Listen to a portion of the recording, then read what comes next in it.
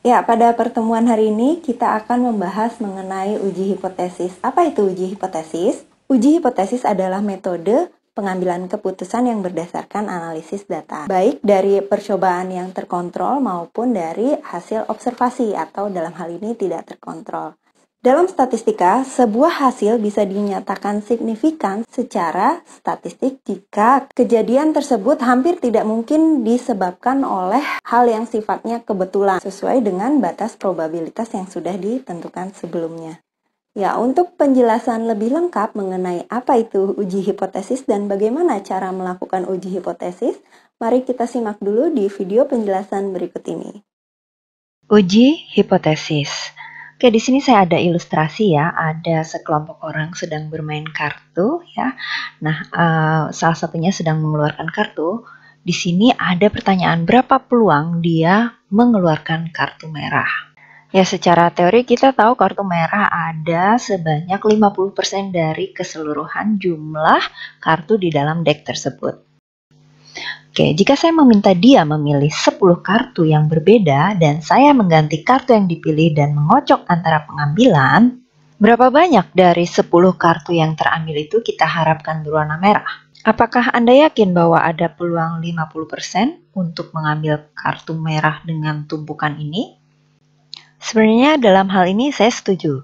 Tapi coba sekarang, mungkinkah seorang dengan setumpuk kartu setengah merah dan setengah hitam yang normal bisa mendapatkan 10 kartu merah secara berturut-turut? Oke, misalkan dilakukan suatu percobaan mengocok kartu dan mengambil 10 kartu. Nah, ternyata didapat hasil percobaannya seperti ini. 10 kartunya ini berwarna merah. Artinya, sekarang kita memiliki dua informasi yang tampaknya kontradiktif tentang setumpuk kartu tadi. Karena pada klaim awal kita mengatakan bahwa peluang merah itu 0,5. Sedangkan hasil percobaan ke 10 kartu tersebut berwarna merah. Ini berarti data yang kita kumpulkan tampak tidak konsisten dengan hipotesis. Jika hipotesis itu benar ya, sangat tidak mungkin semua dari 10 kartu yang terpilih itu berwarna merah. Namun dalam percobaan kita mendapat 10 kartu merah. Apa yang harus kita simpulkan dari percobaan ini? Ya, berarti tadi di populasi kita mengetahui kalau proporsi dari kartu yang berwarna merah itu sebesar 0,5. Namun berdasarkan sampel yang kita ambil ternyata proporsi dugaan dari kartu yang berwarna merah itu justru sebesar 1. Artinya apakah benar P ini lebih dari 0,5? Mana yang benar? Nah, untuk bisa membuktikan ya kita perlu pembuktian berdasarkan contoh. Namun apa saja yang diperlukan ya? Ini adalah salah satu bentuk contoh pengujian hipotesis, di mana di sini butuh pengetahuan mengenai sebaran penarikan contoh. Ya, pada contoh kartu tadi ya, secara teori harusnya kartu yang berwarna merah itu memiliki peluang 50% atau 0,5. Tapi ternyata pada saat kita lakukan percobaan pengambilan kartu, semua kartu yang terambil itu berwarna merah. Hal ini tentunya akan menimbulkan keraguan-raguan pada diri peneliti. Apakah memang peluang kartu yang berwarna merah benar-benar 0,5 atau tidak? Nah, untuk dapat menjawab pertanyaan ini, ada baiknya kita lakukan dulu uji hipotesis supaya kesimpulan yang diambil itu valid sesuai dengan kondisi data sesungguhnya. Oke, berikut ini akan disajikan bagaimana tahapan melakukan pengujian hipotesis. Ya, pengujian hipotesis bisa dilakukan tergantung data dan fakta yang terkumpul. Maka kita pada akhirnya bisa menolak atau menerima hipotesis nol yang telah dibentuk.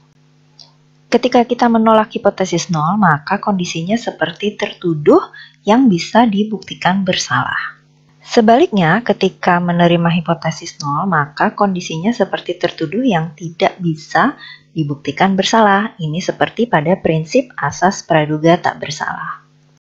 Pendek kata, jika kita menolak hipotesis nol, maka kita punya keyakinan tertentu bahwa hipotesis nol itu salah. Tapi, jika kita menerima hipotesis nol, maka kita sesungguhnya tidak punya keyakinan yang terukur apakah hipotesis nol itu salah atau benar. Ya, kita masuk ke unsur pengujian hipotesis ya. Yang pertama kita harus menyusun yang namanya hipotesis 0 ya. Di sini kita lambangkan H0 ya. Lalu setelah itu nanti kita menyusun yang namanya hipotesis alternatif ya, atau yang biasa dituliskan sebagai H1. Setelah ada kedua hipotesis tadi, kita menghitung yang namanya statistik uji. Statistik uji ini dihitung berdasarkan sebaran dari data yang kita punya. Bisa menggunakan sebaran Z, sebaran T, chi-square ya, atau sebaran-sebaran lainnya. Lalu yang keempat, kita harus tentukan daerah penolakannya. Daerah penolakan ini adalah wilayah di mana kita bisa mengambil kesimpulan atau keputusan kalau kita akan menolak hipotesis-hipotesis ini tadi. Ya, jadi yang dimaksud dengan hipotesis ini merupakan suatu pernyataan atau anggapan yang mempunyai nilai mungkin benar atau salah ya. Atau ini suatu pernyataan atau anggapan yang mengandung nilai ketidakpastian ya. Nah, di sini misalnya besok akan turun hujan. Pernyataan ini mungkin saja benar atau mungkin saja salah. Atau misalnya endorse selebgram akan meningkatkan penjualan. Bisa jadi ya, bisa jadi juga tidak. Penjualan pada saat Harbolnas ini lebih baik dibandingkan hari-hari reguler lainnya. Nah, kondisi ini mungkin saja benar, mungkin juga salah. Oke, sedangkan kalau yang dimaksud dengan hipotesis statistik sendiri ini lebih spesifik ya. Jadi H0 atau hipotesis 0 ini biasanya suatu pernyataan yang bersifat status quo atau tidak ada bedanya atau tidak ada perubahan atau kondisi umum yang ada di populasi. Sedangkan kalau H1 atau hipotesis tandingan atau yang tadi kita sebut sebagai hipotesis alternatif ini merupakan pernyataan lain yang akan diterima jika H0-nya ditolak. Ya, berarti dalam hal ini kondisinya itu ada perbedaan atau terdapat perubahan dibandingkan kondisi di populasi. Ya, dalam pengambilan keputusan ini memungkinkan untuk terjadinya kesalahan.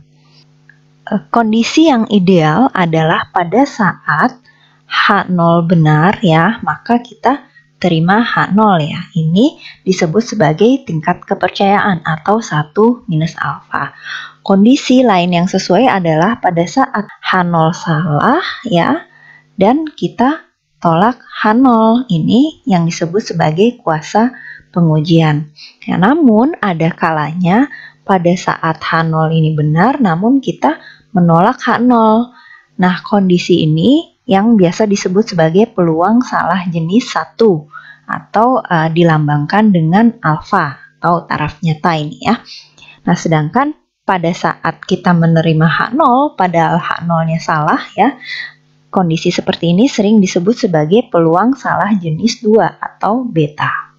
Oke, jadi dari beberapa kondisi tadi ya, ini bisa kita simpulkan peluang salah jenis 1 atau alfa ini adalah peluang kita menolak H0 pada saat H0 benar. Sedangkan peluang salah jenis 2 adalah peluang kita menerima H0 padahal H1 yang benar. Atau ini biasa dilambangkan dengan beta. Oke, kita lihat di sini ada dua kurva sebaran normal ya. Nah, kurva pertama ini merupakan daerah H0 di mana parameternya itu sama dengan 20. Nah, pada kurva kedua ini merupakan daerah H1 atau hipotesis alternatifnya di mana parameternya sebesar 24. Oke, garis yang di tengah ini ya, ini nilainya sebesar 22. Ya, perhatikan daerah yang dipisahkan dengan nilai parameter 22 ini ya. Untuk daerah ke sebelah kirinya, ini adalah daerah penerimaan H0, sedangkan daerah ke sebelah kanannya ini adalah daerah penolakan H0. Nah, beta atau peluang kita menerima H0 padahal H1 benar ini adalah daerah yang dilambangkan dengan warna merah ini ya. Ya, dalam kasus ini berarti beta adalah peluang terima H0. Terima H0 artinya parameternya ini kurang dari 22 ya. Padahal H1 yang benar. H1 ini benar saat nilai parameternya sama dengan 24. Oke, selanjutnya ya, alfa adalah peluang tolak H0 pada saat H0 benar. Di sini ditandai dengan daerah yang biru ini ya. Nah, peluang tolak H0. Kalau kita menolak H0 artinya ya, tetanya itu lebih dari 22. Berarti ke daerah sini. Kan karena ini daerah penolakan H0 ya. Jika diketahui H0 benar. Nah, H0 benar saat parameternya sama dengan 20 yang ini. Nah, makanya ini disebut alfa. Ya, kita lihat di sini ada ilustrasi ya. Sebuah sampel diambil secara acak dari populasi normal, mu sigma kuadratnya ini 9. Dia berukuran 25. Hipotesis yang akan diuji adalah H0-nya apakah mu sama dengan 15, H1-nya apakah mu sama dengan 10. Dan di sini kondisi tolak H0 jika rata-rata kurang dari atau sama dengan 12,5. Nah, ditanyakan berapakah besarnya kesalahan jenis 1 dan kesalahan jenis 2. Oke, kita jawab yang pertama dulu ya. Untuk salah jenis 1 ini adalah peluang tolak H0 pada saat H0-nya benar. H0 benar ini kan dicapai pada kondisi mu sama dengan 15. Nah, sekarang peluang tolak H0.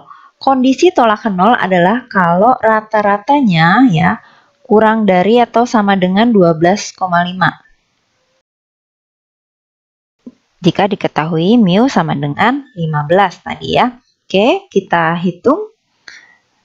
Ya, jadi nanti ini X barnya kita transformasi dulu ke Z ya. 12,5 dikurangi 15 dibagi 3. 3 ini adalah akar dari 9 ya. Sigma kan sama dengan akar dari 9. Sama dengan 3, lalu dibagi akar N. Akar N berarti akar 25. Nah, ini sebenarnya hasilnya Z-nya minus 4,167. Oke, kita lihat ini di tabel Z. Ya, ini tabel Z ini ya, angka negatifnya paling kecil adalah min 3,49. Ini saja sudah sangat kecil, 0,0002. Nah, berarti untuk angka Z yang lebih kecil dari minus 3,49 ini bisa kita anggap kecil sekali atau kita isi di sini dengan nilai 0. Oke, selanjutnya peluang salah jenis 2 ya. Salah jenis 2 ini kan tadi peluang terima H0 pada saat H0-nya itu salah atau H1 yang benar. H1 benar itu kondisi mu sama dengan 10 ya. Kalau terima H0 berarti kebalikannya dari ini. Berarti di sini X bar lebih dari 12,5. Oke, nanti X bar ini kita ubah ke Z dulu. Ya, kalau ada yang bertanya mungkin di sini kan harusnya lawannya lebih dari ya. Kenapa ini dipakainya lebih dari sama dengan juga? Ya, jadi kalau peubah continue itu kita pakai sama dengan atau tidak sama dengan sebenarnya tidak masalah ya. Karena nilainya itu dalam interval atau dalam selang. Beda kalau peubahnya itu diskret ya seperti binom. Ini pengaruh kita pakai sama dengan atau tidak sama dengan ya. Tapi kalau misalnya mau lebih cocok menuliskan lawannya ya yang lebih besar saja ini juga boleh, tidak masalah ya. Oke, selanjutnya ya ini Z-nya 4,167. Oke, sekarang kita lihat di tabel Z ya. Ini paling besar saat Z-nya 3,49 ya. Ini 0,9998. Nah, artinya untuk Z yang lebih dari ini ya, ini bisa kita gunakan Z-nya itu mendekati 1 Ya, karena ini sudah mendekati 1. Jadi kalau tadi kita dapatkan Z-nya lebih dari 4,167 ya. Nah, ini kan sama dengan 1 dikurangin peluang Z kurang dari 4167 ya. Masih ingat kan gambaran sebaran normal materi pada UTS? Nah, ini kalau misalnya kita cari daerah yang sini, kalau kita baca Z ini di tabel, dia akan membaca daerah yang putih. Supaya kita dapat yang merah berarti harus 1 dikurangin peluang Z kurang dari yang putih. Nah, ini kurang dari 4,167 tadi kita bisa dekati dengan 1 ya. Sehingga 1 dikurang 1 ya sama dengan 0. Nah, ini adalah cara perhitungan untuk salah jenis 1 dan salah jenis 2. Oke, selanjutnya kita melihat bagaimana sifat alfa dan beta. Ya, perhatikan di sini ya. Ya, di sini saya punya batas daerahnya yang hitam ini ya. Yang merah ini adalah beta, ya, yang biru ini adalah alfa.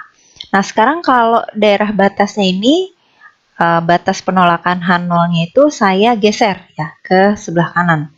Nah, ke bagian ini. Ini kelihatan luasan yang merah ini membesar atau bertambah, sedangkan luasan yang biru ini berkurang. Saya ulangi lagi ya. Nah, ini kan sebelumnya kalau ini kita batasnya geser ke kanan, ya, yang merahnya bertambah ya. Nah, selanjutnya gimana kalau saya geser ke sebelah kanan lagi? Ya, yang merahnya akan bertambah dan daerah yang birunya ini akan berkurang. Artinya ya, jika alfanya naik, maka betanya ini akan turun. Begitu juga sebaiknya, begitu pula sebaliknya, jika alfanya turun, maka betanya akan naik. Nah, di sini jika N-nya bertambah, maka alfa dan beta akan menurun. Oke, selanjutnya kita masuk ke hipotesis yang diuji ya. Ya, di sini untuk hipotesis dua arah, dua arahnya tuh dilihat dari H1-nya ya. H1-nya ini tidak sama dengan. Berarti kalau tidak sama dengan itu bisa lebih kecil atau lebih besar. Oke, untuk parameter secara umumnya di sini dilambangkan dengan theta ya. Jadi pada prakteknya theta ini bisa jadi mu atau P gitu ya, atau sigma gitu, tergantung dengan apa yang mau kita uji. Ini theta sama dengan theta 0. Theta 0 ini adalah nilainya yang mau diuji. Misalnya mu sama dengan 50 kilo gitu ya. Theta 0 ini berarti kita isi misalnya 50. Seperti itu ya. Ini yang disebut sebagai hipotesis dua arah. Oke, selanjutnya yang dua ini adalah hipotesis satu arah. Kenapa? Karena H1-nya ini hanya merujuk ke suatu wilayah. Yang hijau ini H1-nya kurang dari ya. Yang abu-abu ini H1-nya lebih dari. Nah, berarti untuk menyusun H0-nya adalah lawan dari H1-nya. Oke, jadi pada saat kalian mau menyusun H0 atau H1 supaya mudah ya, H0 ini dia harus mengandung unsur sama dengan. Ya, jadi bisa sama dengan, bisa lebih besar sama dengan, bisa kurang dari sama dengan. Sedangkan yang H1 ini tidak mengandung unsur sama dengan ya. Jadi dia bisa tidak sama dengan, lebih kecil atau lebih besar.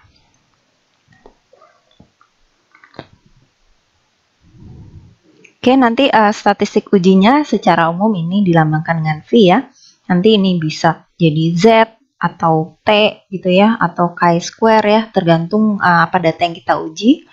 Nah, ini dugaan terhadap statistiknya ya, lalu dibagi dengan standar deviasi dari dugaannya.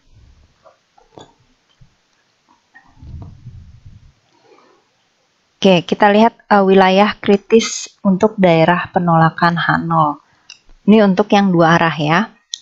Jadi kalau dua arah itu kan tidak sama dengan, berarti daerahnya bisa yang lebih besar atau yang lebih kecil ya, bisa di kanan atau di kiri.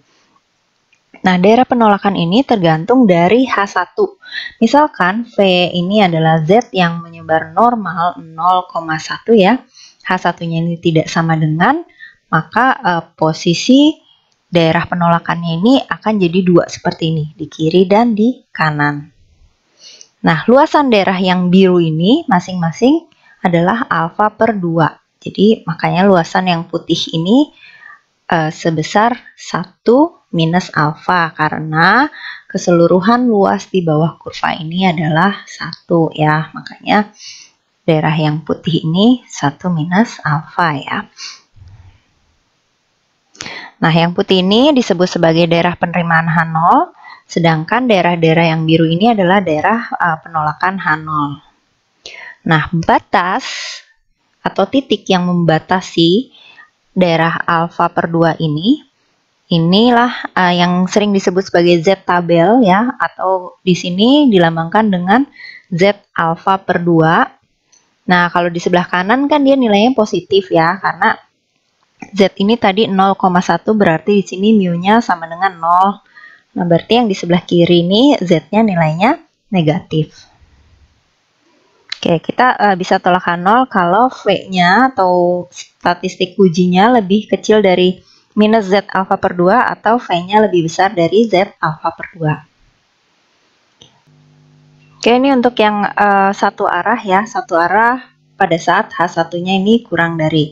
Ya, kalau kurang dari berarti dia daerah tolak H0-nya itu sebelah kiri ya. Karena kita tahu tadi mu 0,1, berarti di sini mu-nya sama dengan 0, otomatis daerah sebelah kiri ini nilainya akan negatif.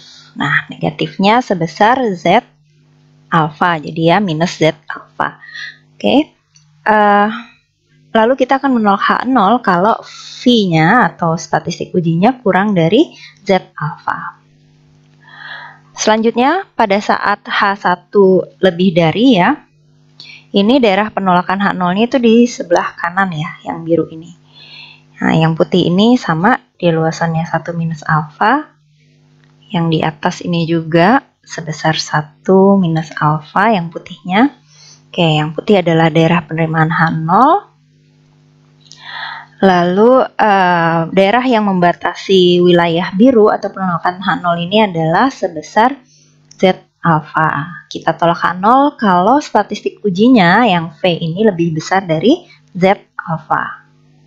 Ya, selanjutnya kita akan membahas apa itu alfa dan apa itu nilai P atau P value. Alfa merupakan taraf nyata dari uji statistik, sedangkan nilai P atau P value adalah taraf nyata dari contoh ya.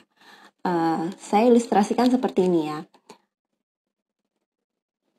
Oke, ini adalah kurva sebaran normal. Oke, kita tahu luas wilayah di bawah kurva ini adalah 1 ya. Kalau kita mau melakukan uji hipotesis dengan taraf nyata sebesar alfa ya, ini saya ilustrasikan yang satu arah dulu ya. Kita kurang lebih mengambil daerah alfa sebesar ini. Ini adalah alfa ya, atau ini juga disebut daerah tolak H0. Nah, sedangkan yang sisanya di sini yang tidak saya arsir ini otomatis luasnya menjadi 1 min alfa. Dan ini adalah daerah terima H0. Ya, selanjutnya, ya pada saat melakukan uji hipotesis, nanti kita akan menghitung statistik uji ya, yang akan kita bandingkan dengan statistik tabel. Daerah yang membatasi luasan sebesar alfa ini yang disebut sebagai Z alfa atau nilai Z yang kita baca di tabel. Ya, kalau misalnya Z 0,025, nanti kita bacanya di tabel sebesar 1,96 gitu ya. Kalau Z 0,05, kita bacanya 1,645. Oke, ini adalah Z alfa. Nah, dari data contoh yang kita ambil, nanti kita hitung statistik ujinya ya. Statistik ujinya itu akan diberi nama sebagai Z hitung. Oke. Pada saat Z hitung jatuh di daerah sini ya, artinya dia jatuh di daerah arsiran. Berarti kesimpulan kita akan menolak H0 karena jatuhnya di daerah tolak H0. Titik ini ya, ini adalah besaran Z hitung. Sedangkan daerah yang dibatasi titik Z hitung tadi ya, ini yang disebut sebagai nilai P atau P value. Ya. Nah, sehingga dari sini bisa kita simpulkan ketika Z hitung lebih besar daripada Z alfa, maka kita menolak H0 ya. Jadi tolak H0 saat Z hitung lebih besar dari Z alfa. Nah, tapi pada kondisi yang sama, kalau kita lihat luasan daerahnya ya, di sini kondisi tolak H0 adalah saat nilai P yang saya arsir biru ini, dia lebih kecil daripada alfa yang diarsir warna putih ya. Berarti ini bisa juga saat nilai P kurang dari alfa. Nah, sehingga kedua kondisi ini ya bisa kita gunakan untuk menolak H0. Ya, sekarang bagaimana kalau misalnya Z hitungnya jatuh di daerah sini gitu ya. Nah, kalau jatuh di daerah sini kan berarti sudah bukan di daerah arsir tadi ya, di daerah polos. Otomatis kita kesimpulannya adalah terima H0. Berarti ini terima H0, kita lihat posisinya, oh saat terima Z hitungnya itu ternyata lebih kecil daripada Z alfa. Tapi lihat luasan daerahnya. Luasan daerah yang dibatasi garis kuning ini lebih besar daripada alfa yang dibatasi garis putih. Nah, berarti di sini bisa juga kita pakai nilai P lebih besar dari alfa. Sehingga kedua kondisi ini juga bisa kita gunakan untuk menentukan daerah terima H0. Ya, seperti itu penjelasan untuk alfa dan nilai P. Oke, kita langsung masuk secara khusus ke bagian uji nilai tengah populasi ya, atau di sini yang mau diuji adalah mu. Oke, menganalogikan hipotesis tadi ya, berarti yang theta itu kita ganti mu, yang theta 0 kita ganti mu 0. Nah, ini adalah hipotesis untuk satu arahnya, dan ini hipotesis untuk dua arahnya. V atau statistik uji yang digunakan ini bergantung dari ragam populasinya ya. Kalau ragam populasinya ini diketahui, kita gunakan Z hitung ya, karena di sini kita gunakan sigma. Sedangkan kalau dia tidak diketahui ya, ini kita gunakan T hitung atau nanti kita bandingkannya dengan sebaran T student. Nah, di sini pembaginya juga adalah S atau standar deviasi dari data contoh. Nah, nanti Z ini dibandingkan dengan tabel Z ya, atau normal 0,1 ya. Kalau yang ini nanti dibandingkan dengan sebaran T student, derajat bebasnya ini N-1. Ya, kita langsung ke ilustrasi. Ya, di sini ada batasan yang ditentukan oleh pemerintah terhadap emisi gas CO kendaraan bermotor adalah 50 ppm. Sebuah perusahaan baru yang sedang mengajukan izin pemasaran mobil diperiksa oleh petugas pemerintah untuk menentukan apakah perusahaan tersebut layak diberikan izin.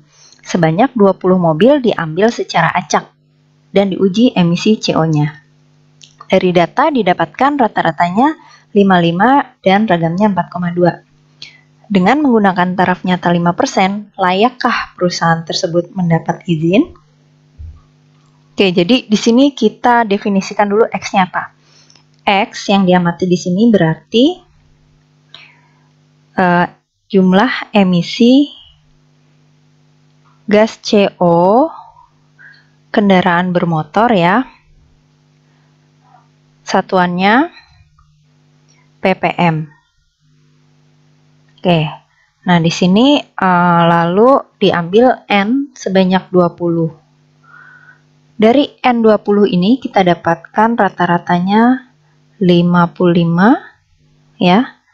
Dan ragamnya, ini karena ragam contoh kita pakainya S kuadrat ya, 4,2. Ya, sekarang kan batasannya maksimal dia 50 ppm ya di sini. Kalau 50 itu masih diterima, berarti yang diterima juga itu di bawah 50 ya. Berarti yang diterima kurang dari sama dengan 50. Ya kan? Karena 50 juga masih diterima. Itu adalah batasan. Nah, ini karena mengandung sama dengan ya, otomatis pernyataan ini akan kita masukkan ke H0. Ya, sedangkan nanti H1 kita tulis lawannya. Oke, kita tuliskan ya. Di sini berarti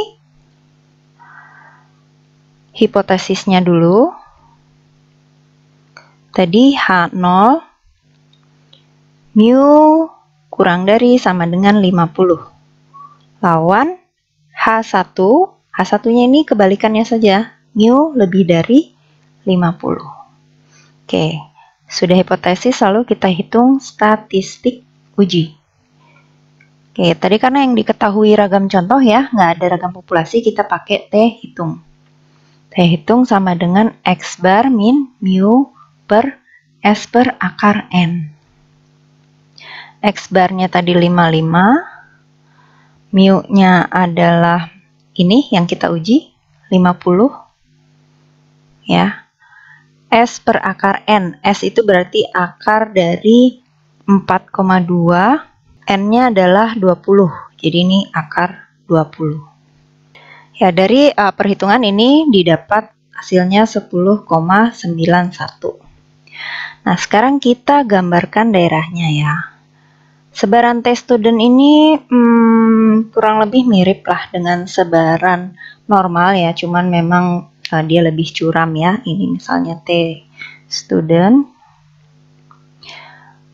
Oke, sekarang kita tahu di sini T hitungnya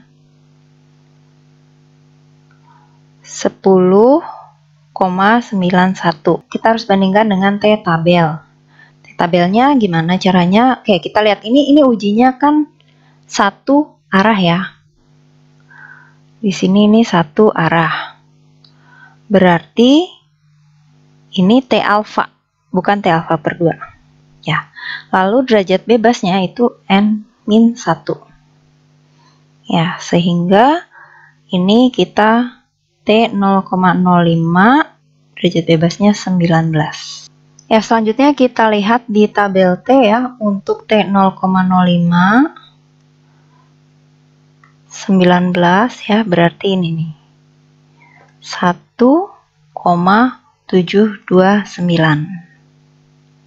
Ya. Oke, berarti ini 1,729. Oke, kita gambar di sini. Ya, ini kan 0 ya. Saya anggap aja 0-nya di sini. 1,729 di sekitar sini nih. T alfa 19 ya. Berarti daerah yang dibatasi oleh T alfa ini adalah daerah tolak H0. Yang ini daerah terima H0. Ya, tadi kita punya T hitungnya kan di sini ya. Masih ada di daerah biru ya, luasannya ya, nilai P-nya. Berarti karena T hitung lebih besar dari T alfa 19, maka kita tolak H0. Artinya apa? Kalau tolak H0, kalau tolak H0 kan ini ditolak ya. Ini ditolak, itu artinya kan ini adalah kondisi yang dikatakan layak oleh pemerintah. Kalau H0 ditolak berarti dia kondisinya H1, artinya emisi CO kendaraan dari pabrik tersebut tidak memenuhi syarat dari pemerintah ya, sehingga belum bisa dipasarkan ya, harus dikurangi dulu emisi CO-nya.